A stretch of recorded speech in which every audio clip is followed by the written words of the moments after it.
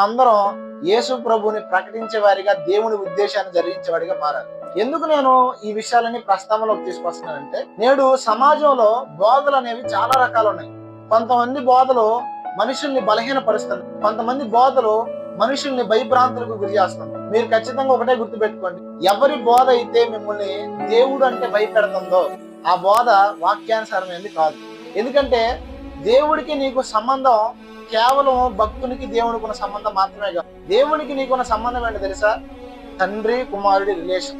చాలా మంది చర్చికి ఎందుకు వస్తారు చెప్పనా? చర్చికి ఎందుకు వెళ్తారు తెలుసా? వెళ్ళకపోతే ఏమైనా అయిద్దేమో అనే ఫీలింగ్ వస్తారు.